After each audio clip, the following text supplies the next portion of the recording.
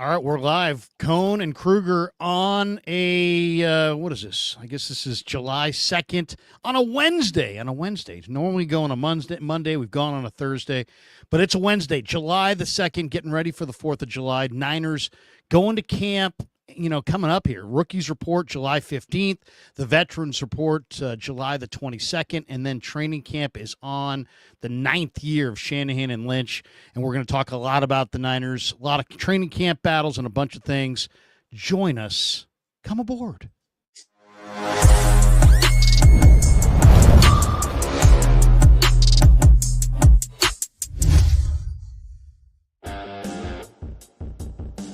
All right, welcome to the Krueg Show meets the Cone Zone. Hope everybody's having a good July 2nd, warm afternoon here in Walnut Creek. 4:05 West Coast, 7:05 East Coast. Hope everybody's having a great day. Welcome to the Krueg Show, brought to you by Pig and a Pickle. Check them out. They're in Emeryville. They're in Corte Madera. They're open 7 days a week. They have great barbecue. You're going to love it. If you're watching us live on YouTube, do us a favor. Hit the like button. Hit subscribe. Make sure you hit that notification bell. And so you will never miss a minute of Grant or I on our channels. And remember, once the live stream wraps up, you can all catch the full replay anywhere you get your podcast, Spotify, Apple Podcasts, wherever your favorite platform is. On our end, just search The Krueg Show and you'll find us. But, man, we got a lot to get to today. And, Grant, good to see you. A couple weeks of vacation. Hope you're enjoying your summer. But, you would think there's, slow time. But you asked me, hey, how about some topics for today's show? And I started thinking about it. I'm like, we have more topics than we have time to get to them. We have 11, and I think that's the right amount. That's the right amount of topics for today. I can't wait. Off and running. All right, let's get right into it, because to me, one of the real, you and I notice every little thing the Niners do, and since we know the team well, we're following it constantly. That sometimes moves that don't really move the needle for other people move the needle for us. And for me, one of those moves was this week. The Niners, it was reported, pursued free agent corner Damon Arnett, who signed, he's playing with the Houston Roughnecks or whatever of the UFL. Mm-hmm. And he signed with the Houston Texans and D'Amico Ryan for just over $1 million. But the Niners and Packers were also reportedly interested. And Arnett is a talent, man. Former first-round pick, Ohio State. Raiders took him, but he's had multiple off-the-field issues. And the Niners usually steer clear of off-the-field issues.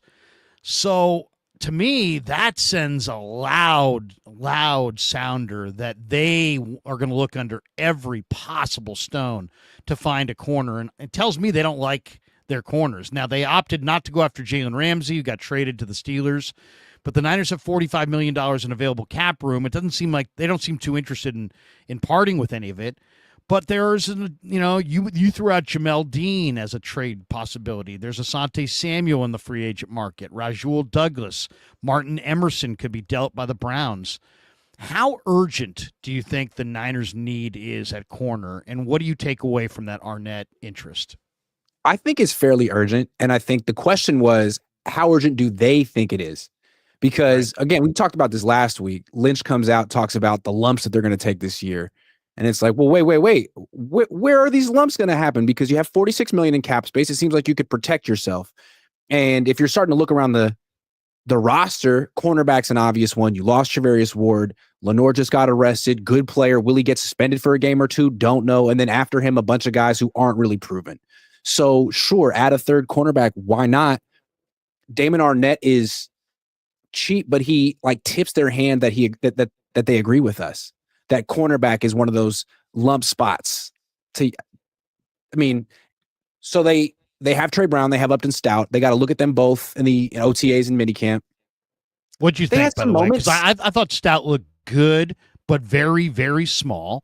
And I thought Brown looked totally ordinary. Yeah. Trey Brown looked exactly like Trey Brown. Sorry, he's been in the league a while. So Damon Arnett, it seems like they're trying to find a diamond in the rough like they did with Jason Verrett once upon a time. But that's kind of strange that they'd have to go sort of dumpster diving when they have all this cap space. And I really don't like it. Jed, if you're watching, you got to spend the cap space, because if you're putting Kyle Shanahan on the hot seat, if this year matters for him and you're actually holding him accountable, he has a great excuse if they miss the playoffs and like, well, we didn't spend cap space and that wasn't my choice. I'm just saying. Let's talk about that for just a brief second. I mean, there's I think wisdom in rolling over cap space in certain years. I think there's also really wisdom in not rolling over cap space in certain years. Now, look at your team this year. Who are the key elements of your team?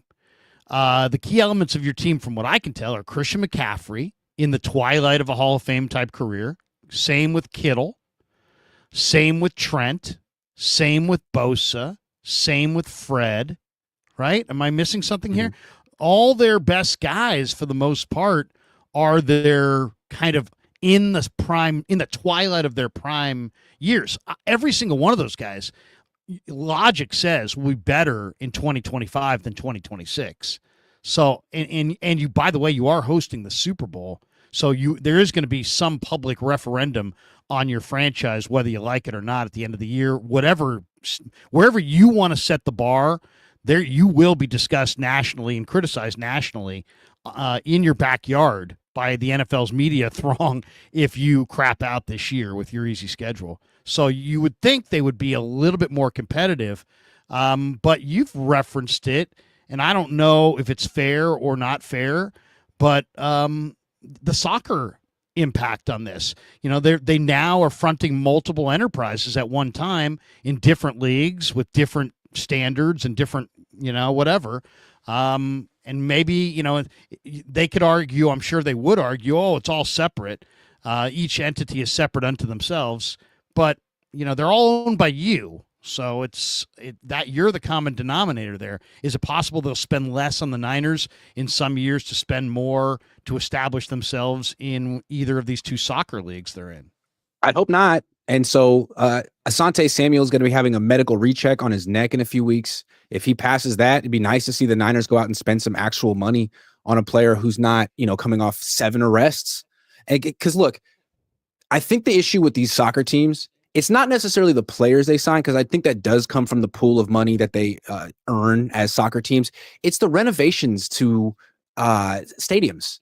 Like, first of all, $200 million on Levi Stadium this year to get it ready for the Super Bowl and the World Cup coming up next year. $200 million right there. And then they're also expanding the stadium for Leeds United. That's another 200 million pounds. So, I mean, that's coming out of the York's pockets, or maybe that's why they sold 6% of the team so they could get $500 million in cash. Probably went to those things, but yeah, those are big investments. It's going to be interesting. Do they go for a veteran corner? I asked Robert Saleh a pretty direct question at the end of the minicamp. I said, hey, man, you got any dudes? You got any dudes in that cornerback room or what? You had Sauce, you had Reed. Those guys were dudes. You got some starters, but what do you have? And he's like, hey, man, let's wait till camp. He was kind of begged off because he didn't, he probably sees what I see. It just seems like you got Renardo and you got Diamador Lenore, and Stout looks pretty good. Even though he's small, he looks pretty good. And then after that, it's kind of a hodgepodge of just guys. I mean, Trey Avery, Chase Lucas is not the answer. I'll tell you that right now. Darrell Luter's intriguing, but, he also was a 5th-round pick in 23. He hasn't really made an impact yet. You got a couple undrafted guys. You got some Dallas Flowers has some interesting measurables. There's some interesting guys, but I don't, Saron Neal, on paper, when you look at the guaranteed money and how the contracts are written, he's probably going to make the team because he's guaranteed $2.25 million. So they're probably going to keep him no matter what. So we're really talking about maybe one corner, but the fact that they're interested in, or were showing interest in Arnett, tells me that they're interested. If you got a corner in August that you think you don't want, before you trade them, you should call the Niners because they're probably in the market for that. All right, let's get to topic 2. Hold on real quick before we do. I mean, we hit the $46 million in cap space. They could get a corner, a safety, a wide receiver, an offensive lineman. All these lumps that they're preparing to take, they don't have to take them. This is totally a choice. And I don't think it's John's choice. I don't think it's Kyle's choice. I think it's the York's choice, and I think it's a terrible choice. And I think that fans should be aware of it and maybe a little bit, not like outraged, but vocal about it. Write to your local congressman and tell them you don't like this choice from the Yorks and that they should spend their money. It's their only job. It's the one job. I mean, we got our first indication, I thought, in the undrafted market when you had everybody who's knowledgeable about the draft telling you, yeah, this is one of the deepest drafts in years. Guys that normally would be, third round picks are going to wind up in the fifth round. Guys who are fifth round picks are going to wind up undrafted. So this was the year to make a significant investment in the undrafted market, and the Niners were like 26th in undrafted free agent spending. Despite saying goodbye to a lot of veterans, and on paper, they should have a lot of opportunity on their roster. It's like, wow. I mean, they let some really good players go to their competitors that they probably should have signed, and the amount of savings to sit out the market is relatively nothing in the grand scheme of things. So to me, that sounds like an owner-driven belt tightening because it makes no sense as it relates to personnel gathering and roster building. Can you imagine if the Warriors went into the season with $46 million in cap space? People would be like, this isn't fair to Draymond and Steph. I think the same thing applies to Trent and George Kittle. Wow, Trent is 37 years old. If you get 10 more games of his career, you should be happy. I mean, you can't plan for 2026 when he's this important to you, when Trent Williams is one of your core players. It's now. Hey, let's be real. We want to be real. Let's be real. If I were running the 49ers and there was a time to come up with a slogan for the year, you know what my slogan would be? It's now or never. It's now or never. And that is straight across the board. Now, Brock, there may be some years there. There's a couple other guys that there's some years there. But for the stars of this football team, the guys that I just named, the guys who are Pro Bowlers, the guys who are borderline future Hall of Famers, they are not going to be better in 2 years than they're going to be this year. It is now or never. And I feel very strongly about that. And if people want to say that's a hyper negative take it for what it is. You're telling me that Trent Williams is better in 2 years? No. Bosa? No. Kittle? No. Warner? And to your earlier question, why is it better to roll over the cap space to 2026? Why is it better to have cap space in 2026 and 2025? Those guys are just going to be older. You can always restructure players to create cap space. You've done it before. I don't understand why it's so important to roll over cap space for next year. I don't get that. No, I guess my message would be show me a little bit more urgency since it is really now or never for so many of these future greats. Bryce Huff was a nice move. Keep going. What's that? Bryce Huff was a nice move, man. Keep going. Right. And you know what? It's not uncommon for NFL teams to add to their mix in the late spring and early summer. Mm-hmm. We'll talk about a couple of those names before we get out of here. Now, one spot that the topic two I want to get to is I did a deep dive because I'm looking at the Niners receivers and I'm thinking, okay, what do they got? They got Aiyuk, but he's not there till November. They got Demarcus Robinson. He's probably not there till either late September or early October. So you really, even without any injuries, you're looking at like 4 wide receivers that you trust and then just guys off the street and undrafted guys that you're hoping on. At wide receiver, the Niners may be looking for some help in August. And I just wanted to take a look at who's really loaded at wide receiver around the NFL and who could potentially become available. And the 3 teams that I found that are loaded, one is Green Bay. Green Bay is probably going to wind up cutting Bo Melton. Bo Melton would be a great pickup for the Niners. The Jets are another team. They have like 8 wide receivers, and Malachi Corley is a guy that I think could get cut. The Chiefs are another team. They have a ton of wide receivers, and they signed a kid after the draft who reminds me a lot of Jawan Jennings, except he's faster. His name's Elijah Badger. He's from South Sacramento. He's a bit NorCal guy. Went to Florida. Good receiver, natural instincts, but they're going to try to squeeze him onto the practice squad. I would try to pluck him off.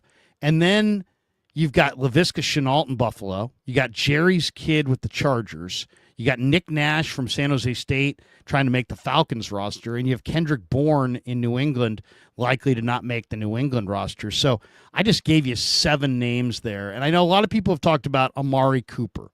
A lot of people talked about Gabe Davis. A lot of people have talked about Keenan Allen, and they're great names, and they've had great careers. But I kind of think the youth has to be served on the edge, and that's what I'll be looking for in August, to see which of those 7 guys gets exposed to waivers. And if any of them do, they're probably better than Tariq Owens or, whatever the Niners' 5th or 6th receiver is. So just remember those names: Bo Melton, Malachi Corley, Elijah Badger, Shenault, Rice, Nash, and Bourne. What do you think? Those are good. Those are good names. The way I look at it is I want to give Ricky Pearsall and Jordan Watkins and Jacob Cowing an opportunity to win those jobs. Yeah, so you just saw Jordan Watkins. He was better than expected in OTAs. Give him a look. Give Ricky Pearsall a look. Give Cowing a look for a week or two in training camp and see if any of them look like actual dangerous contributors. If not, I would go sign Amari. The way I look at Amari, he's younger than George Kittle. He's right in that timeline with the older players. He had a down year last year. He was on 2 teams. I feel like if he was on one team through training camp, he'd be pretty good. He's an ex-receiver. He had 1,200 yards in 2023. He'd probably be pretty cheap. What happened to him last year? I mean, he was on Cleveland to start. I feel like he had such good chemistry with Joe Flacco in 2023. Then Cleveland sucks. Then he got moved over to Buffalo, and he just like, they didn't need him. They had a bunch of receivers, and they were running the ball anyway. I just feel like he kind of slipped through the cracks. But I think there might be one more year for him. I've always liked Amari Cooper. I think he's a hell of a player. Oh, no, you're right. Yeah. He's got great ball skills. He's a true pro, route runner. You know, a very professional receiver. It's just a matter of what happened last year. He just turned 31. Wide receivers don't age well. He didn't do well last year, so that's a tough one. I like the names you brought up. Bo Melton's very interesting. I feel like he knows the system. He's a young and explosive player. They're playing him at corner. Interesting. Just a little bit in minicamp. Brandon Aiyuk said he wants to play corner. You hear about this? No, I don't want to see Brandon Aiyuk play corner.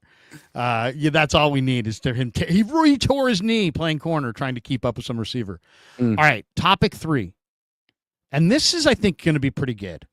Give me your 2 takes on the Niners. Give me your most optimistic take. Doesn't have to be on the team and how they'll do. It could be on an individual player. Give me your most optimistic take that maybe you haven't said a lot, or your most pessimistic and your most pessimistic take.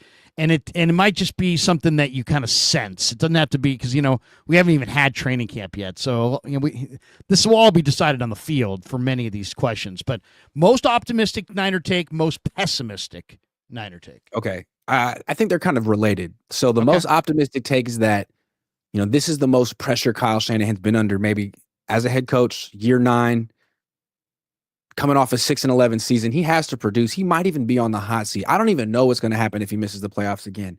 So Kyle Shanahan, with his back against the wall with real pressure, coaches his ass off and reminds everyone how good he really is. Like last year, it seemed like I'm not going to say mailed it in, but just he was burnt. He just didn't have it last year. Now we're like calling him out, and he seems like he's even been challenged by his own owners. Okay, now we get to see the real Kyle Shanahan and the best of Kyle Shanahan. And it's not about Robert. Robert Saleh is a great coach, but Kyle's the head coach. And if he's lethargic and burnt out, then the team is going to be lethargic and burnt out. So his energy matters, and we're going to see the most energetic, the most focused and locked in version of Kyle Shanahan we've ever seen. I like it. Yeah. He looked a little bit rejuvenated and seemed a little bit more batteries recharged when we saw him last. I'll give him that. We'll see how it wears this summer. But I don't know about you, but to me, I thought Lynch and Shanahan collectively going into last year were like, it's like each other in the auditorium. Like, it's burnt out. I mean, these guys look burned out. It's like, this is the beginning of the race. These guys look dog tired. All right, give me your most pessimistic take. The most pessimistic take you can drum up. Oh my God. The rookies on defense aren't ready. The injury-prone players on offense get injured. The offensive line, which is thinner than last year, can't protect Purdy. He gets injured. I mean, the wheels could fall off this year. When things go bad for the 49ers, things go really bad and the wheels fall off. And then there's the Kyle Shanahan factor. Like, what if he really has aged 20 years over the last 9? What if he really is burnt out? What if an extra month of an offseason doesn't do much and he's really at the end of his tenure as the 49ers head coach? That getting rid of Tabor Pepper and Deebo Samuel was a symbolic gesture to try to repair the locker room, but it's still fractured. It's still there's still roster politics. There's still double standards. I mean, all the bad things pop up again, and all the winning that masked it in the past isn't there, and the losing really accentuates it. All right, my most optimistic, that's a good one. That's a good one. My most optimistic take is that Isaac Guerendo can become really special. And it's like we're not talking about CMC. We're talking about CMC and Guerendo as a package, as a combo platter. I just think Guerendo there's something about his size and speed. It's like, yeah, he's raw. Yeah, he doesn't read blocks. Yeah, he doesn't know what he's doing. Yeah, I mean, he doesn't make all the right steps. He doesn't read the whole. It doesn't matter when you're that big and that fast. Just get him the ball in open spaces and watch him run. I mean, he had a couple of runs on these mini camps where he's down the sideline and remind me of Roger Craig and Jerry Rice. I mean, he's running the length of the field. I mean, Debo never knew where to run or how to run, but he was an effective running back for years. Yeah. I think this guy, in some ways, all the people going, Debo, I have a feeling this guy could be a faster Debo. Yeah, bigger, faster. Maybe not bigger. Faster. Well, a little taller. Yeah. So, I mean, I think Guerendo could be really, really good. Not like, he's pretty good. I think he could be great. He could be really great. Especially if Kyle Shanahan is creative with him and has a plan, right? And there'll be plenty of reason to be creative with no Aiyuk in September for sure. So, who's going to be the how is Kyle going to express his gadget plays? It used to always be Debo and maybe Christian, but now who is it going to be? Watkins, Cowan, Guerendo. There's got to be an outlet for it. I think Watkins. I think we'll talk about Watkins too. My most pessimistic take, and I this is more. I'll freely admit it's not based on anything really, other than I got a scout's intuition. I'm worried about Alfred Collins. I'm worried. This might not age well. He may be a game wrecker, but that interview that he did with the media where he's like, yeah, I'm good. I'm good. Well, he hasn't gotten on the field since. You know what I mean? He has not played a single practice. And yet he said to us, to our faces, yeah, I'm good. Physically, I'm good. I'm ready. I'm going to be. Well, maybe it's the fact that he hasn't signed his contract yet. Only two second-round picks in the NFL have actually signed contracts. So maybe there's more going on than we realize. Right. So that was the other concern, is that maybe and that does, in my opinion, and I know yours as well. That doesn't reflect on him. That there's a couple of players at the top of round 2 that signed fully guaranteed deals, and the agents for the rest of the guys in round 2 are like, hey, the precedent's been set. And so now everybody who's unsigned is asking for a completely guaranteed contract. But it was what he said when he was asked about football, and he's like, yeah, I don't watch a lot of football. I'm not a big fan of NFL football. Now, I'm not saying that you got to be, but I don't know, man. There's just some weird vibes about him. He hasn't gotten on the field. He says he doesn't watch football. CJ West has these incredibly great vibes. I'm just getting the iffy vibes from Collins. Now, he played all the games at Texas, so that's what's giving me pause to go, okay, don't worry. He played in all these games at Texas. He'll play when it matters. And his talent looks awesome, but he was a second-round pick. And, man, I don't know. You know who his cousin is, right?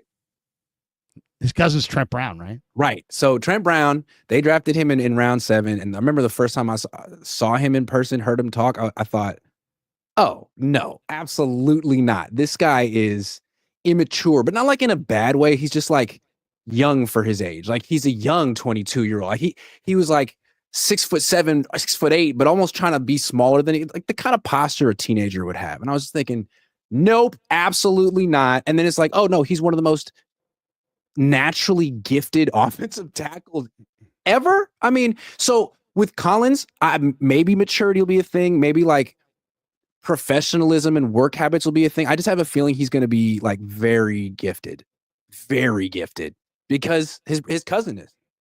I hope. Yeah. I want to see this guy on the field. Remember, Trent Brown was a 7th round pick. Yeah, but this guy has game wrecker, defense altering kind of talent. We're talking about 6'5", 320, 330, fast, long arms, athletic. I mean, if this guy can play and plays every down, it's going to be like, wow. So, but I'm a little concerned because we have yet to see Collins. All right, topic 4. Pittsburgh made a big trade. They picked up Ramsey. They picked up Jonnu Smith. They traded John. They picked up Jonnu Smith and they picked up Ramsey and they traded Minkah Fitzpatrick to the Dolphins. There were some draft picks in there as well, and it's led to some speculation about Darnell Washington, who was a first-round pick out of Georgia, who's huge and a great run blocker. But he's tight end 3 because there's Freiermuth, now there's Jonnu Smith, and then there's Darnell. I'm looking at the Niners at tight end. Only Kittle is the only two-way player that the Niners really have at tight end. Farrell looks to me to be a blocker and not much of a receiver. The rest of the guys look like receivers only who can't really stand up and block. What do you where do you put tight end in the need? They want Kittle in the pattern more, so they want more blocking tight ends. They added Farrell, but if Farrell can't do it, the rest of those tight ends are not great blockers. Would you offer a day 3 pick for Darnell Washington, who's 6'7", 265, and just say, hey, you know what? Let's bulldoze some people at the point of attack? I would, but I don't think Kyle Shanahan would for a couple of reasons. One, I'm not sure that Darnell Washington necessarily fits his outside zone scheme. He might be more of like an inside zone gap drive blocker.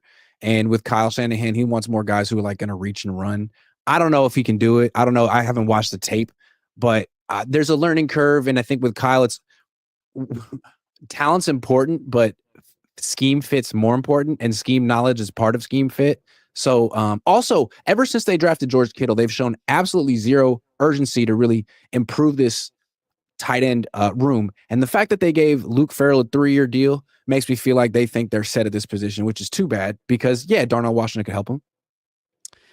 Just an idea, but I like the idea. I saw Philly has interest, and man, the last thing I want to see is Philadelphia get another gigantic blocker on the line of scrimmage, and I'd almost want Washington just to make sure he doesn't go to Philly. All right, topic number 5. We got a good pace going. Which 49er player do you think makes their first Pro Bowl this year? Niners had 9 Pro Bowlers a couple years ago en route to the Super Bowl. Who's going to make their first Pro Bowl on the Niners this year? If you had to bet all your money on one name, who are you going with? I think it'll be Deommodore Lenoir. I think he probably should have made it last year. Assuming he doesn't get suspended. He was an alternate.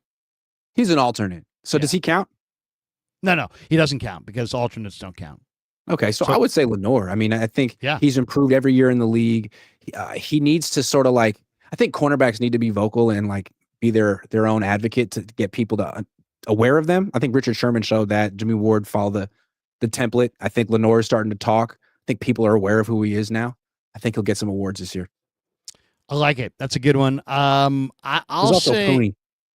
Yeah, there's Pooney. I would say Mustafa's really showy, depending on how quickly he gets healthy, because he could have some high-profile monster hits on some 5 or 6 national TV games, and people could be like remembering him. But I think Guerendo, back to my line of Guerendo's going to be a bust-out player. I think he's got Pro Bowl potential. I'll give you another one. I think Renardo Green. Last year, the Pro Bowl corners were J.C. Horn, Jalen Johnson, Byron Murphy, Devin Witherspoon. I don't know that Green's as good as any of those guys, but maybe Byron Murphy. He maybe could take Byron Murphy's Pro Bowl spot. But I like Renardo Green, and with Huff and a healthy Bosa and a rejuvenated line and Saleh, I'm banking on more rush up front, which should make Green a better player on the back end. What do you think of Renardo going to the Pro Bowl? I think it's a good call. He's a really good player. The fact that he could have 13 pass breakups last year, despite the fact that he really wasn't a big factor early in the season, played 600 snaps. If he plays 1,000 snaps this year, he could lead the league in pass breakups, which is what Charvarius Ward did 2 years ago. He could sort of be that kind of a player. So we'll see. He's got a different defensive coordinator. See if if it translates. Last year, we thought Jair Brown was going to have an incredible second year, and he went the other way. So we've seen sophomore slumps. We still got to see if Renardo Green can come through, but I like him so far. Yeah, I just think he did it without. The Niners didn't get a single sack in the final 7 games or something. They had no pass rush at all down the stretch. This year with Huff, I think it's bound to be better, and that makes your corners better. All right, camp battles. This was what I titled the stream, but we buried the lead a little bit. But which training camp battle is, in your mind, either the most interesting or the most important this summer? Hmm. I want to see running back because I think that they're in a new era here with Christian McCaffrey. I think they know it. They can't just use him the way they used him the last few years. He'll get hurt. Their season will be over. The best way for them to be in contention is to have him for 17 games. They know they got to be judicious with the way they use him, and that means that Guerendo needs to be really good, or Jordan James need to be really good, or both of them, Corey Kiner. The Niners usually have a pretty stable passing game. You kind of know what you're going to get out of it. But when they're really good, it's like their running game is unstoppable. And you can't necessarily scheme that up. You need some talent there. Christian McCaffrey gave it to him for a couple of years, Mostert before then. I don't think it's going to be Christian like that anymore. So can it be a group of running backs? Can they complement each other? Can these young guys assert themselves? I think that's huge. Just an aside, and I really like Christian. I know you do too. I know Christian's a solid guy. I think he's an easy guy to talk to. To me, he's a very low profile superstar. He doesn't have a big ego, but he doesn't have a big ego. But he also wants to take every freaking snap. And when I talked to Bobby T about him, he's like, "Yeah, I let Christian be Christian." In other words, Christian calls all the shots. He practices when he wants. He plays when he wants. I don't know. I mean, as you age, I would like to see that the Niners dictate to Christian. I know, Christian, if you're watching this, would be like, shut the fuck up, Krueger. Stop, I'll dictate to them. But they've got a bunch of other guys. And here's the bottom line on this thing. If you told me, are the Niners going to win the Super Bowl? If somebody, and you get this question, I get this question. Are the Niners going to win the Super Bowl? Well, guess what? They got a real good chance if they could ever wind up to getting to Super Bowl Sunday with a fully healthy Christian McCaffrey. But we haven't seen it yet.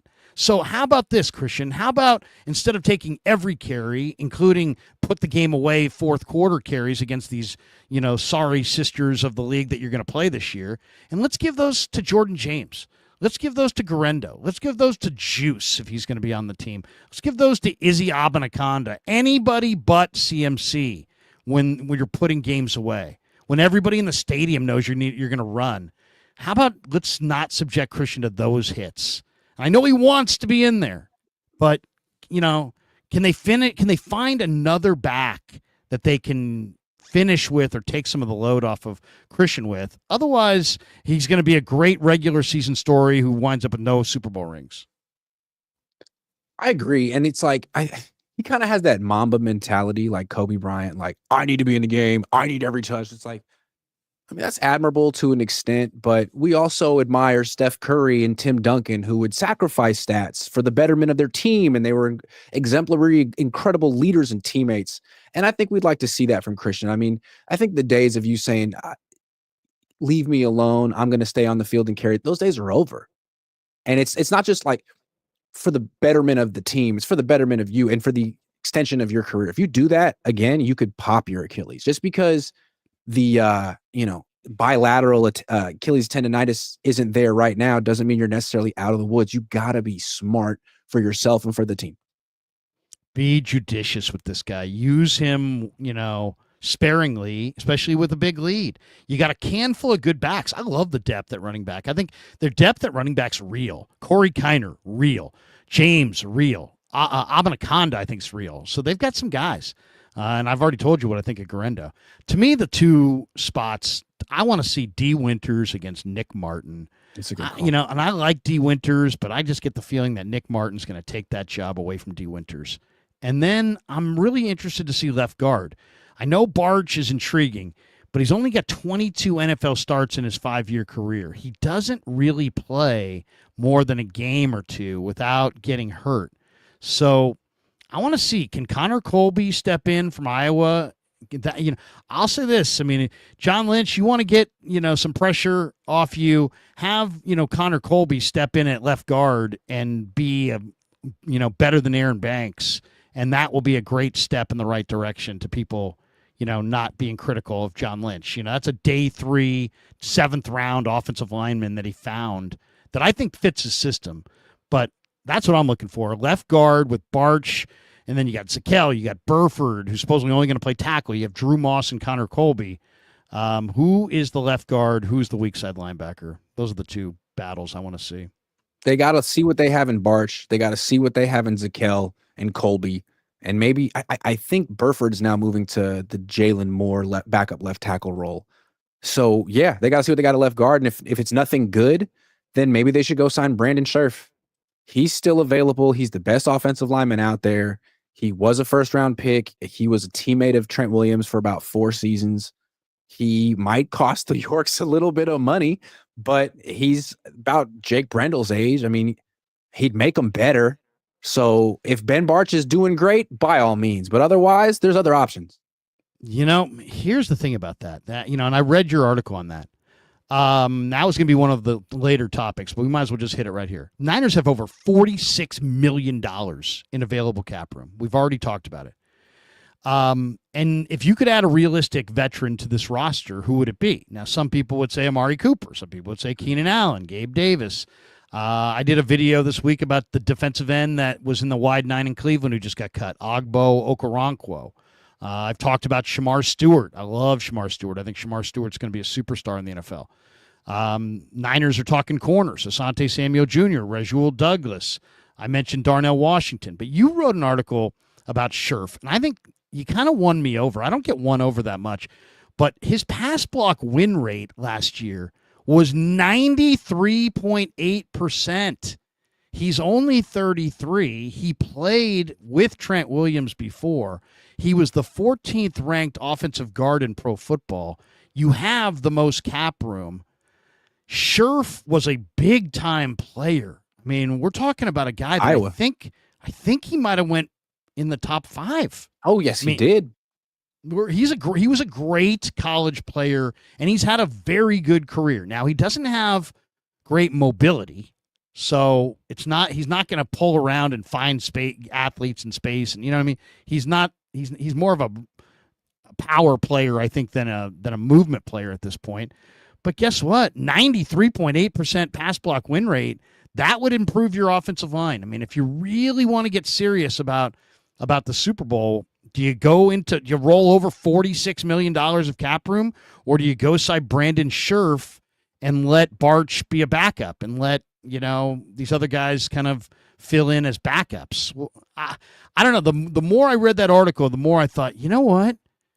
I might put Scherf and guard over, because I'd kind of given up the dream of finding offensive line help this summer, because I just didn't think it was a reality. But Scherf is pretty damn good.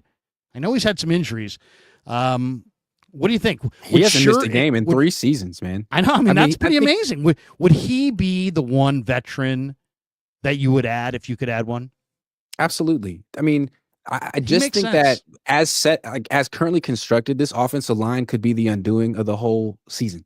It's just worse than last year. I mean, if you have Trent Williams, your backup left tackle matters, and they got worse at that position. But at least Banks was a solid starter. You don't even know that you have a solid starter at left guard anymore. Was he good? No. But he was a solid starter. If you bring in Scherf, you have a good left guard, you have a good right guard in Pooney, and you have a good left tackle. That's 3 good offensive linemen out of 5. That's great. Without him, you got 2, and then if Trent Williams gets hurt, you got 1, and you're back where you were last year. So I think, yeah, absolutely. And I would try to get an offensive tackle too. Who's the one from Arizona? Why is his name escaping me right now? DJ Humphries. When they signed him, that made a lot of sense. Andre Diller's not so good. I don't know. But I mean, DJ Humphries did sign somewhere the other day. With the Rams. Yeah, the Rams. That's it. Yeah. So something fell apart there. To me, Scherf makes a lot of sense. Now, some people would say it's a high price item for guard, but who cares? I still think that would be a great one. All right, let's. I think this is a perfect time to do a little prize picks. Absolutely, we got Giants. We got Jung-Hoo Lee, who is really, really, really cold. 1.5 hits, runs, RBI. Just any stat for Jung-Hoo. What do you think? 1.5. Jeez, man. What what are the numbers? Hits, runs, and RBIs. If he just gets something, 1.5. Under. Oof, Less. What are you seeing from John? Is he a he's major doing league hitter? nothing, Is he in a slump, or has he gotten figured out? It's really tough to say because the KBO is kind of like it's like kind of AAA. People look at those Quadruple A. stats and we're like, oh yeah, he's going to do it in the majors, and I'm like, dude, think about the history of baseball. How many great players have come from the KBO? It's not hardly any, like none. And why is that? Because it's not really it's not really major league. It's like AAA. So he had great numbers in AAA. He's a really good defensive player. He's got a good line drive stroke, but right now he is just in a deep, deep funk. He doesn't have power. He doesn't hit for a lot of power. He's probably going to hit like 10, 12 home runs. He doesn't steal bases. So he's got to hit for an average, and he's hitting like 240. So he seems to hit a lot of like weak fly balls. Oh, he's getting it done. He's getting. Yeah.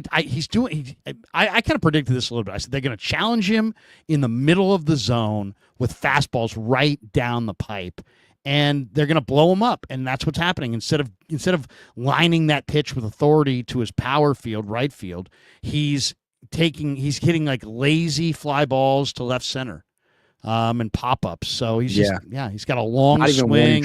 He needs to sit and watch Luis Matos for a couple of weeks. Is what he needs.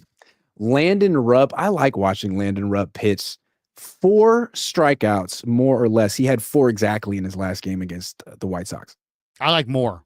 I think he's going to be. The Giants need a win bad. I think yes, they do. I think he gets a punch out. Okay, Yaz, I'm looking for Devers, man. What a disappointment he has been so far. I mean, he's just in a massive, massive slump. So 1.5 hits, runs, and RBIs. He hasn't cleared that in a week. Can you do strikeouts? Can we do strikeouts? Yeah, I bet we can do strikeouts. Hold on. We can? Home runs, singles, maybe not. I think that's all positive. I think Prize Picks is kind of hitter strikeouts. Excuse me. Yes, hitter strikeouts. We'll go over a half. What are you seeing from Devers? He swings at the first pitch a lot. It's interesting when he got, first of all, he's got great bat speed so he can hit the fastball, and he had great timing on the breaking ball when he showed up, and then suddenly his timing seems like it's gone on the breaking ball. So I just think it's a small sample size. He's one of the best hitters. He'll get it going. He's been doing it for a long time. I used to say like, well, he's changing leagues, like give him some time, but I don't think that's as big of a factor anymore in the everybody MLB. Plays everybody, yeah. So right. It's not a big factor. But yeah, I'm not worried about Devers. I am worried about Jung-Hoo. I'm not as worried about Adames because Adames is a second half guy. But the Giants have to get a little bit more offense or it's going to be over. They got to get rid of Yaz and they got to get another outfielder. It's funny. They lost 8-2 last night, and I'm watching the post-game show. I love Laura Britt, does a great job. Yeah. Sergio Romo, all of them. But like Wotus, they just went in on Hayden Birdsong for like an hour. And I was like, yeah, he sucks. But like, what about the offense that scored 2 runs? Can we talk about that for 5 minutes? And it was like, we can't talk about can't talk about Devers, can't talk about Romo. It's like, just got to pile on Birdsong. It's like, I don't know. I think there's bigger issues. You know what it would be the football equivalent? You lose 10-3. Mm-hmm. Demo gets burned for a touchdown in the fourth. And every person in the post game is Demo. You scored fucking 3 points. 3 points. You're not going to win that way. You don't win scoring 2 runs, man. It's pretty hard. You've been trying all year. It doesn't work. Try to get to 5. Yeah. Saquon Barkley, week 1, 96.5 rushing yards against Dallas, more or less.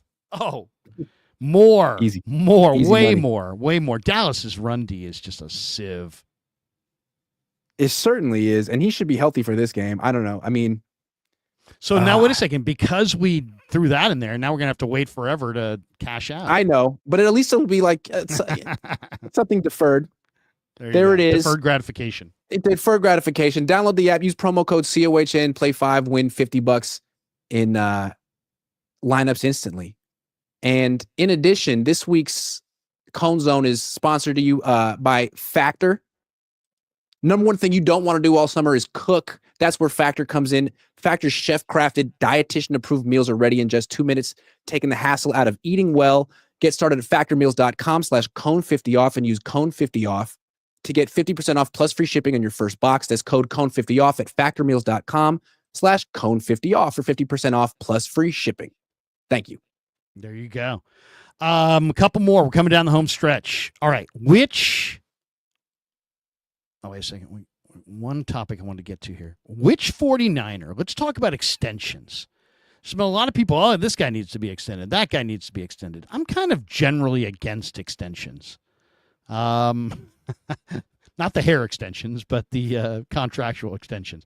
I'm going to throw you the 9 names of guys that I've seen rumored to be getting contract extensions from the Niners, and you just tell me extend them now, extend them later, meaning later this season, or no extension.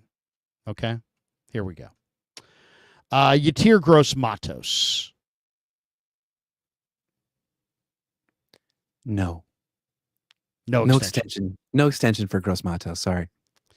I would say the only way I would extend him would be later. He's always had huge talent, and we've seen under Chris, Arden Key, and some of these guys blow up. Ebukam. If Yatir Gross-Matos blew up, I would extend him That's later. another story, but he'd have to blow up. Yeah. He'd have to blow up. Like right now, no. Okay, Sam Aquinu. He was a good story last year. He hasn't done enough to get a multi-year extension, but if they feel that they could get him for, a bargain for an extra year, why not? He seemed like a good player, a good contributor. I'm pro Samo.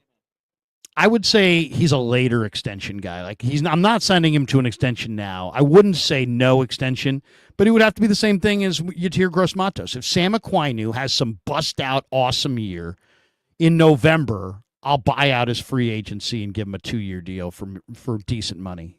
Because I like him as a guy, and if I like him as a player, but I'm not doing anything right now. He'd have to bust out. D. Winters. Not yet. He hasn't shown it yet. Let him win that competition with Nick Martin. I'm not sure he will. Yeah. No, I would say no. Juwan Jennings. I would extend Juwan Jennings. I just don't know that they will after already extending Aiyuk. But I think he'll be half the price of Brandon Aiyuk. And he fits their culture. Like, he's exactly what they want. He's a dog. He doesn't seem to care about his stats. He got thrown out of the last game blocking, and he didn't get 1,000 yards. I mean, he is Brock Purdy's safety valve. If Brock Purdy is under pressure and can't really see, he's throwing it up blindly to Juwan Jennings. We've seen him do it any number of times, and I think that's significant. That's Purdy's guy.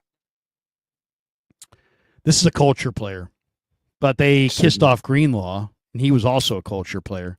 But Juwan Jennings is a culture player. So I've seen $20 million a year, no. $15 million a year, no. But if I could get him for like 2 years for $25 million, like 12.5, I'd sign him to a 2-year, $25 million contract. If I could get him at that rate. I think he'll get 15 a year. Like Cooper, I think he's going to get more. Yeah, I think he's going to get 15. Get 345. Yeah, I wouldn't do it. 345. No, I wouldn't. No. I wouldn't give him 3 years, 45. For that, he's going to go elsewhere. That's what Cooper Kupp just got, and Cooper Kupp is kind of washed. Yeah, but he was. Yeah. He was a star player. And Juwan was never really a star. It's true. I love Juwan though. He is a culture player, and I'd go to him and I'd say, how about this? 2 years, 1 year at 12, 1 year at 13. How about that? 2 years, $25 million. Good chunk of it guaranteed. How about that? You've made less than market. Let's buy out free game built to last. It's not built on speed. I mean, he's the kind of wide receiver who might be good at 33 years old. I want him on my team. I want him on my team. All right, Spencer Burford. Extend him now, extend him later, no extension. That's an interesting one, right? Because if the Niners had extended Jalen Moore this time last year, they could have extended him. They would have gotten him for cheap. Instead, he ends up getting $15 million a year with Kansas City. Burford could be in the same exact boat. It's a great call. If he looks good in preseason, they might want to extend him. That would be a smart move, actually. Offensive linemen are so hard to find. You've been developing this guy. He's still like 23 or 24. Why not? I'll just say this. He's physically the prototype of what you're looking for in an offensive lineman. Big guy, long arms. He's a smart guy too. He's not stupid. He's really smart. And he's got really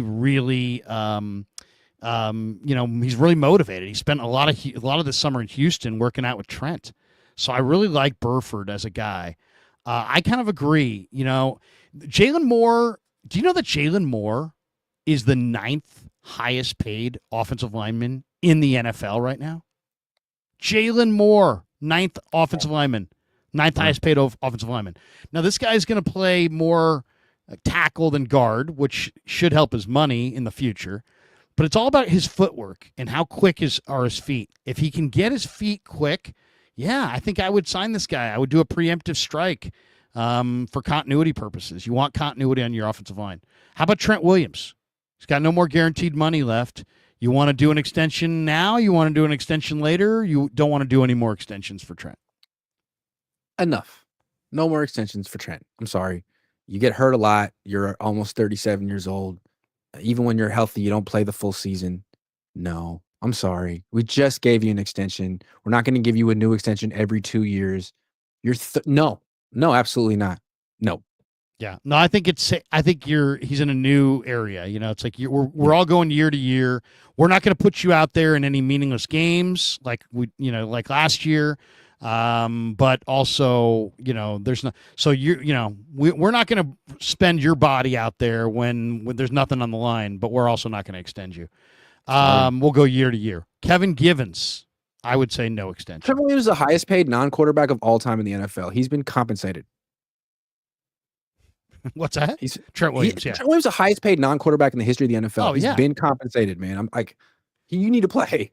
How about Kevin Givens, Jordan Elliott? No on Jordan Elliott, and why not on Kevin Givens? You know that Kevin Givens is like the 3rd longest tenured player on the team. He's been on the team since 2019. Him and Bosa, incredible. Yeah, he can be on the team for 10 years. No one would know it. Got to keep him on here. Good luck. I would say no. Give me Colton McKivitz. You want to extend him now, extend him later, no extension. I actually think he's gotten kind of expensive. That if you extend Colton McKivitz at this point, you're probably looking at $15 million a year if that's what Jalen Moore got. And I think the thing with Colton McKivitz is like you like him for the price he was at now and last year at $15+ million a year. He's still a guy who's going to give up about 8 to 10 sacks a season. I mean, I'm not super excited about. No. I would extend him now because I would say 2 years, $20 million, because you can't. Otherwise, you're going to have no offensive tackles potentially a year from now. That's true. That would be my. Gotta have it. Yeah. Okay. Niners went 1-5 inside the division last year. What will they do inside the division this year? To me, that was, if you say number one reason the Niners fell apart, the injuries and everything kind of caught up with them. But going 1-5 inside the division was a major part of it. What are they going to do this year in the division? I think they'll be okay if they can go 3-3. And I think that's sort of where they should be. I mean, they're not head and shoulders better than any team in the division, and they're not necessarily way worse. They could take one from the Rams. They could take one from the Cardinals. They could take one from the Seahawks. Because last year what happened was they were in close games with, I mean, all of those games were close games, right? And they just found ways to lose all but one. I think those things should even out. And if Brock Purdy is the franchise quarterback the Niners think he is, then he's going to have his moments where he steps up and is the reason they win these games. So I would think 3-3 at worst in the division. I'm going to say 4-2. I think they sweep Seattle. I think Seattle is going to get a comeuppance this year. I think they've got problems on offense. I don't think Darnold's going to be the guy. I think by the end of the year, they're going to be, hey, Milrose our guy. We shouldn't have signed Darnold. So I think Seattle is the team that they sweep, and then I think they split with Arizona and the Rams. So I'll say 4-2 in the division. But it's tough. It's going to be a very difficult division going forward because Leonard Williams had 11 sacks last year. He's going up against Ben Barch. I mean, that's another reason to get Brandon Scherf. That guy's good. Yeah. Couple last topics here. This is one that I thought you had that I thought was really interesting. And it's how healthy is the Niner locker room culture currently? The Niners had that whole thing with Debo and Tabor. And then Shanahan kind of oddly, instead of just kind of trying to diffuse the whole thing, kind of pointed the finger at Pepper, which really probably didn't rub everybody the right way, but whatever. I'm not saying Shanahan's losing the room. But after that incident, The Niners lost 7 of 8. And I don't know if that fracas was the reason or if it was the lack of talent or the injuries or whatever. You mentioned that Shanahan has a culture of double standards because he did kind of he was cool with Debo hitting Pepper, but he's going Aiyuk must take off the wrong colored shorts for the right colored shorts. But what do you think? Where's the nine? This is one of those things we really can't get an answer on. This is all just speculative. How healthy is the Niner locker room culture collectively in its current state? What do you think? I mean, that's what they need to prove this year. That's what's at stake. Brandon Aiyuk's little emotional outbursts on social media don't paint a great picture, but it seems like the rest of the team is pretty harmonious right now. I think the issue last year was not that Debo hit Tabor. That could have been the moment that rallied the whole team together. I mean, sports are funny. Sometimes that was the crossroads of the season, and it didn't go well afterwards. And I think the reason is not because it happened, but more because Kyle didn't do anything about it. He sort of made an excuse for Debo, kind of put it on Tabor, but didn't really blame anyone and just tried to play pass and be like, it's no big deal, we won. Nah, it's a big deal. You have to address it. And I think with Kyle, he's so good with offense. He's so good with play design, but there's a little bit of a gap in terms of face-to-face leadership. This was an opportunity last year for him to take ownership of the team and rally the team, and he missed it. So I'd like to see if he can do that this year. I think the team needs it. It's interesting. I would say that the room's pretty solid. I don't think it's a room coming apart. It doesn't seem to be a room full of issues. Right. No, that's true. It's true. I mean, it's easy to be stress-free in a stress-free off season. It's when you start mounting losses and injuries and pressure. And I mean, I definitely get the sense that the Yorks have put their impact on the thing, which is never a good thing. I don't think that's necessarily a good thing. But as far as the budget and how the money's spent and how much is spent. But I do think Lynch is such a good former player as far as he understands culture. And so I think he set up his contracts the right way. I think he set up his pecking order the right way. I don't see a lot of, guys from the outside world handed big dollars to come in, sitting, first on the depth chart in front of guys who have been grinding. You know what I mean? Sometimes your roster can fall apart if you spend your free agent dollars the wrong way. So I think their locker room culture is kind of neutral. I think there's a belief in Shanahan and Lynch, but at the same time, I think I think everybody understands that if Kyle likes you, that means more than really all else. That's why Juice is here. That's why some of these guys are still here because Kyle likes them. So having Kyle in your corner is quite valuable, and he definitely has his favorites. And I think that when you're no longer his favorites, I've heard Joe Banner and others, guys who've worked with him in the past, said, hey, there's no going back when he doesn't want you anymore. So I think the players are aware of that. They seem like they used to be such a tight-knit team, like 2019, when they were younger, and they hadn't made as much money, and they were more innocent. I mean, when George was in his 20s, it seemed like when Joe Staley was on the team, it seemed like these guys were genuinely friends and genuinely looking forward to vacationing with each other. Last year seemed like it was depressing and stressful, and they're trying their best to make it work, but it kind of feels like a group that maybe has held on and stayed together a little too long, and all the disappointments and coming up short has gotten to them. I wonder, again, if they go 13-4 this year, they'll love each other. But when something goes wrong, are they really as tight-knit as they were 4 years ago when they could start the season 3-5 and turn it all around? We expected that they could do that last year. They were 5-4 last year. It's like, here we go. We've seen them do this, and they couldn't. So I'm curious, do they still have that, I don't know, that youth? Well, and that enthusiasm for, the sport has a way of tearing you down. And, once everybody, it's one thing when you're coming up and you're all young together, it's one thing. And then all of a sudden it's like, hey, you know what? The sand is going out of the hourglass. It's time to get paid. It's time to set up my family. And if that means I got to go somewhere. So everybody becomes a little bit, they wear two jerseys. They wear the Niner jersey and they wear Team Kittle jersey, Team Greenlaw jersey, Team Ward jersey, whatever. And Team I Shanahan. just think that, I think it's a factor, and it's a bigger factor the older your roster gets. And the Niners have paid a lot of their guys. So it's not like all these guys that make money are all gone. They're all in the room still. Now they're making money, and they're thinking about their mortality and maybe thinking about life after football. And, I think some of these things have an impact on a football team over time. All right, two last thoughts. Biggest roster weakness on July 2nd. Biggest roster weakness. I still think it's the offensive line. And I say biggest in the sense that like most significant, because they're the ones in charge of Brock Purdy. They're the ones protecting the franchise player. And I don't like the idea that you took last year's offensive line and made it thinner. I think in an offensive line with Trent Williams, the backup left tackle is really important, and you got worse at that spot. And yeah, Aaron Banks isn't great, but you got worse at left guard too. I don't think that's okay when you spent all this money to keep Brock Purdy. If he gets hurt, he's got an excuse. If he gets seriously hurt, you're culpable. So Brandon Scherff's available. I'd like to see them fortify their line and really protect their investment, because even though he's not a top 5 quarterback, he is the most important player in the franchise by far. I'm going to say pass rush.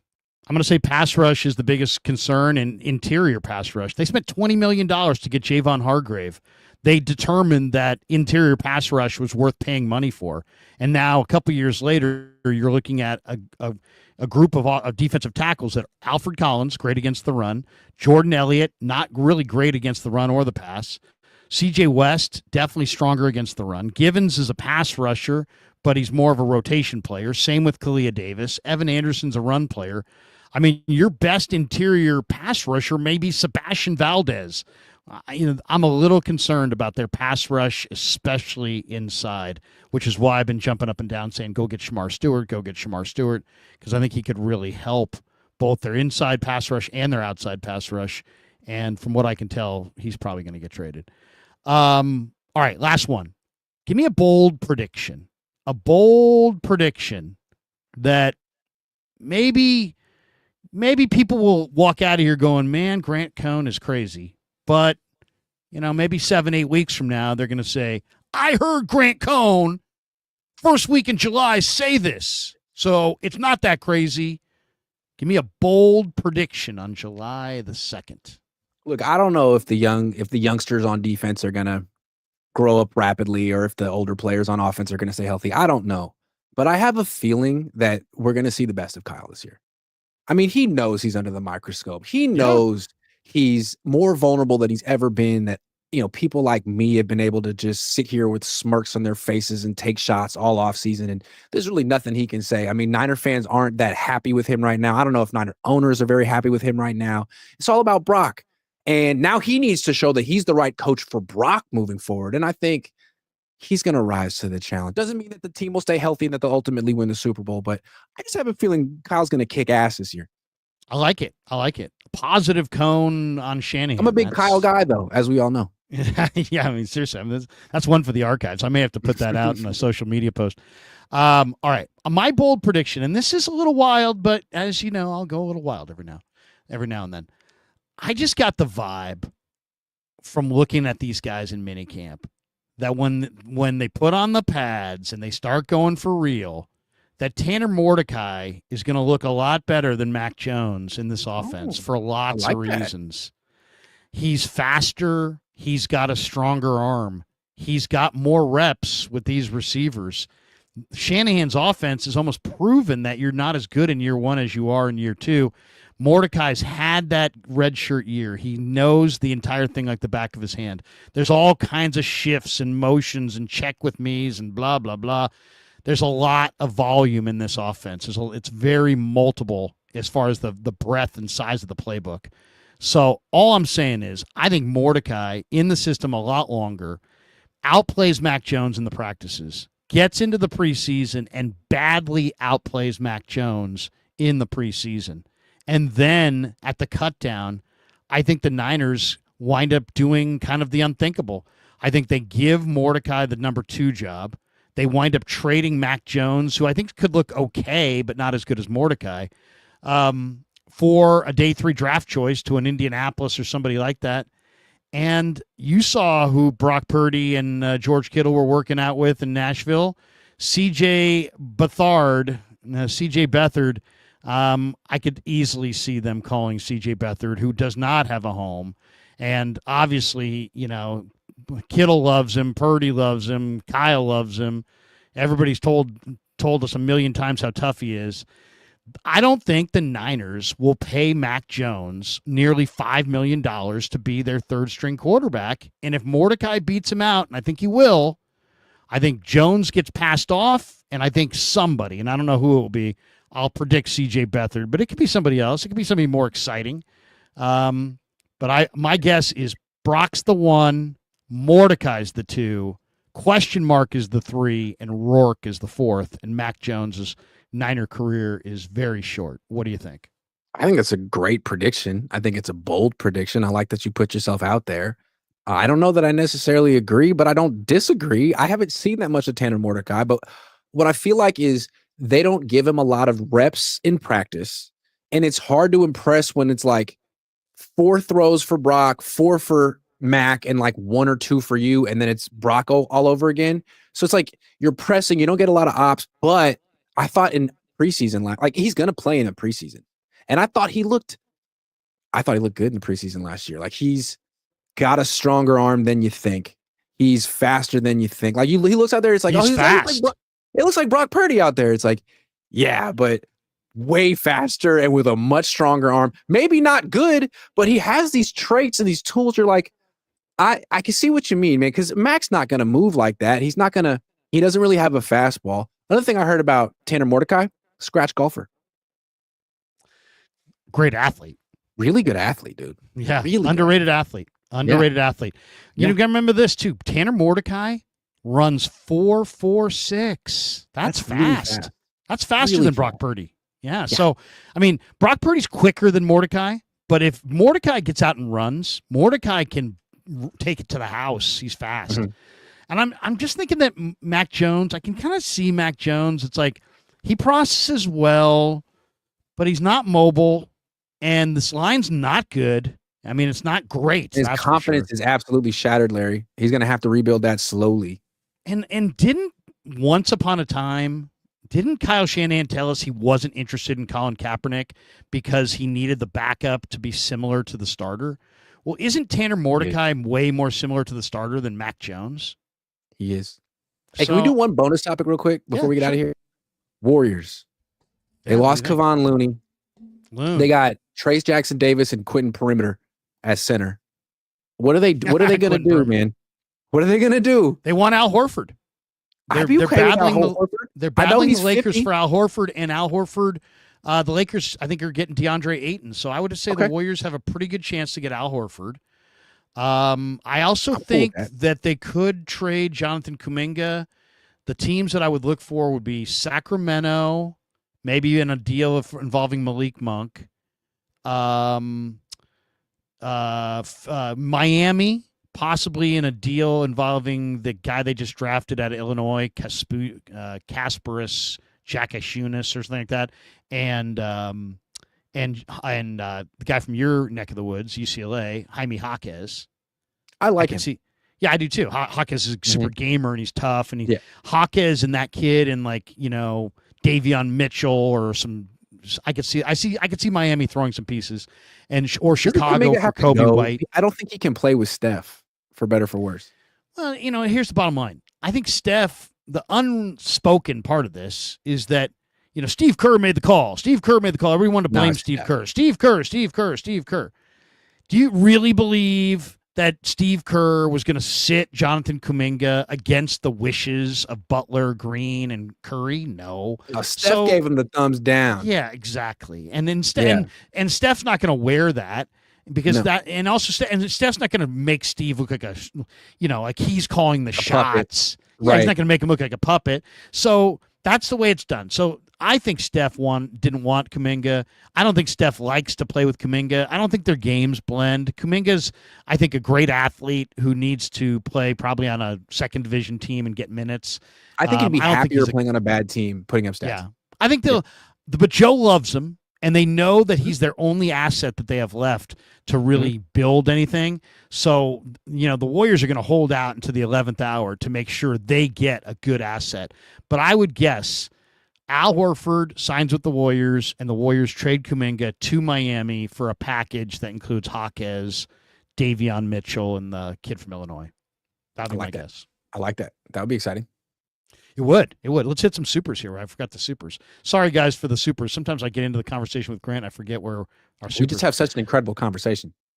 Matt Sanders says, this team isn't championship caliber regardless of any free agent additions. Despite Salah, this defense is young and suspect. A top 10 finish would be overachievement with all of this youth, even with the easy schedule. Fundamentals take time. That's it. It's you know what? Matt Sanders makes a lot of good points. He sounds like he knows what he's talking about, and I can't really sit there and negate this and say, oh, he's absolutely wrong. I guess the question is this: how much of an impact can Robert Saleh make? How bad of a coordinator was Nick Sorensen? How bad of a coordinator was Schneider? How much of an impact can Boyer make? How much better can they be on defense and special teams? A lot. Is Brock Purdy the 24 Brock Purdy, or is Brock Purdy the guy we saw the previous 2 years? Can you remember one blitz from Sorensen that was good? One. Dude, Sorensen, No offense. I hate to say this, I was done with Sorensen. Absolutely done with Sorensen. No, after the Minnesota game, when he got Justin Jefferson ISO'd against George Odom, and when I asked him what happened with that coverage that couldn't be what you'd like, he's like, just a communication breakdown. And so, George Odom can't cover Justin Jefferson in any world. So any matchup that got him ISO'd on Odom is probably, you getting outcoached. Probably. It's funny. The Vikings got the Niners' last two defensive coordinators fired. And then the Vikings went and took Javon Hargrave. That's right. It's like they had Javon. Yeah. Corey Kuhlman. What's Larry's thoughts on Week 1 against Seattle? Also, why are the Niners fans dismissing the loss of Greenlaw? This loss is really going to hurt. Well, the loss of Greenlaw. He didn't play last year. Yeah, he didn't play last year. That's a big part of it. Also, I think it's pretty obvious that, the reason that the Niners said goodbye to Greenlaw is his body is breaking down, and it's already broken down. He's not healthy He's right hurt now. right now. Yeah, he's hurt right now. So, some guys are so vicious. And so what did I love about Greenlaw? What did Grant love about Greenlaw? What did you guys love about Greenlaw? He was vicious. But that's also why it's also why you couldn't give him that money. And I wanted to bring him back, but even I was admitting this is more emotional than it is logical. And it's a young man's game, and they need to go younger at linebacker. But the loss of Greenlaw will be felt in the locker room because he's a tone-setting player, and he's super tough. And you can never have enough of those guys. As far as Week 1 against Seattle, I think Brock Purdy is really, really good against Seattle. And I like getting Seattle Week 1 since Darnold's got a defensive head coach, a lot of quarterbacks they want to take a look at this summer, and I think he struggles. We got this one. Seattle's going to run the ball a lot in that game. They got a new defense. It's Clint Kubiak running that offense. It's going to be a different approach. And the Niners' run defense needs to be ready. And they know that's their biggest weakness. They spent all offseason trying to address it. Alfred Collins needs to be in practice. He's going to be important in that game. Kenneth Walker and the UCLA Charbonnet, yeah. Alejandro Buen Rostro says, why not get assets instead of signing these guys? I'm not sure what he means by that. Me neither. Sorry, Alejandro. Sorry. Chris. Thank you, Chris. He said, who thinks the 49ers wanted to lose the last 3 games for draft position, and why aren't we celebrating not having Devondre Campbell around missing tackles? Devondre Campbell is addition by subtraction. And I think the Niners did turn it off. To me, if you want to know if the Niners are in it to win it or not, watch Trent Williams and the way they treat him. They will not put him out there when they have no shot. As soon as Trent was not out, as soon as he wasn't there, they weren't the same team. As soon as it was decided he wasn't coming back, the season was over. The results didn't matter, really. Pretty much. I mean, I don't put a lot into that. And what does it tell the rest of the team if like Trent's, could play but isn't playing? That kind of says that the coaches have decided that it's not worth it. It's kind of deflating. There's a time to call off the dogs. Tuck tail and build back for next year, and that's kind of what the Niners did. That's what they did. We'll see if it benefits them this year, because that's what you gave away last year. Hopefully, you get at the beginning of this year. That's right. That's going to do it for us. Thanks to Pig and a Pickle for being the title sponsor. Grant, I'll give you the final word before we hit the ripcord. Thanks to Factor. Thanks to Prize Picks. Thanks to my mom and dad for having me. Thanks for you guys for watching. I'd like to thank the Academy. Yeah, never met a man I've been scared of.